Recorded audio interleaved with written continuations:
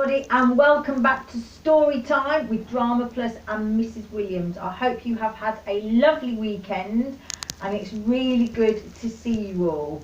Now I wonder if many of you drew a dinosaur or a dragon last week, a nice friendly one. If you did, can you hold them up now, because I'm sure you've got them ready. Oh, there's a brick, that one's, you've done a dragon. I really like that. I like the fact that you've got him all green and then you've given him a really bright purple waistcoat. That is fabulous. Well done.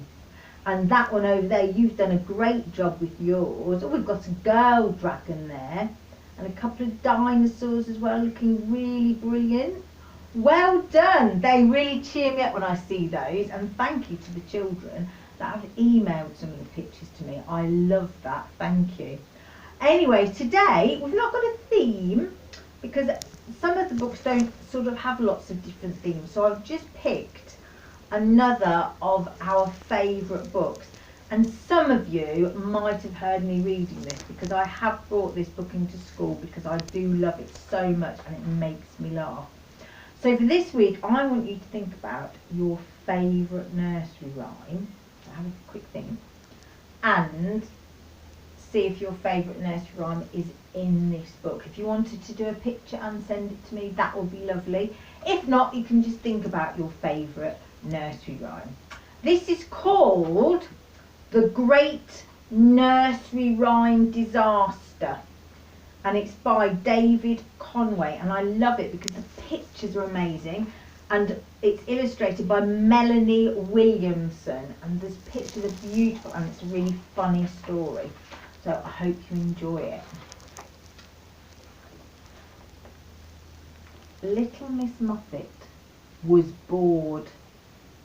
She was bored of being in the same old nursery rhyme, and she'd had quite enough of that scary little spider.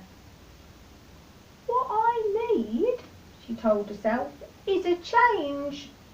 So off she went into the pages of the book to find another nursery rhyme to be in. I wonder what she'll pick. Along the way she met the grand old Duke of York. Oh, can I be in your rhyme? Asked little Miss Muffet very politely. Of course, said the Duke. Get in line. Oh, the grand old Duke of York, he had 10,000 men. He marched them and Miss Muffet up to the top of the hill, and he marched them down again. Oh no, complained Miss Muffet. There's far too much marching for my liking. And with that, she toddled off into the pages of the book to find a better rhyme to be in. That one was too exhausting. He's a bit shouty, isn't he? The grand old Duke of York. Soon after, she saw Jack and Jill going up the hill. They were really happy to let Miss Muffet be in their rhyme. Jack and Jill and Miss Muffet went up the hill to fetch a pail of water. Miss Muffet fell down and broke her crown, and Jack and Jill came tumbling after. Oh, this nursery rhyme is much too painful, cried little Miss Muffet, hobbling off to find a nursery rhyme that wasn't quite so painful. She's not doing very well so far, is she? Bless her. On the next page, little Miss Muffet spotted a mouse by an old grandfather clock. Can I be in your rhyme? She asked. Marvellous, said the mouse. I'm so tired of going up and down that clock. Hickory dickory dock, Miss Muffet climbed up the clock. The clock struck 1. Miss Muffet slid down. Hickory dickory dock. I look ridiculous, said little Miss Muffet, as her cheeks turned almost purple with embarrassment. And with that, she sneaked off to find a rhyme that didn't make her feel quite so silly. So far she's been scared, exhausted, made to feel silly and banged her head. She should have stayed where she was.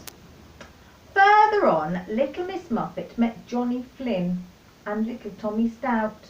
The two boys giggled to each other as they let her try out their rhyme, and if you can see, it's written in a big spiral, so to read it you have to turn the book round. Ding dong bell, Miss Muffet's in the well. Who put her in?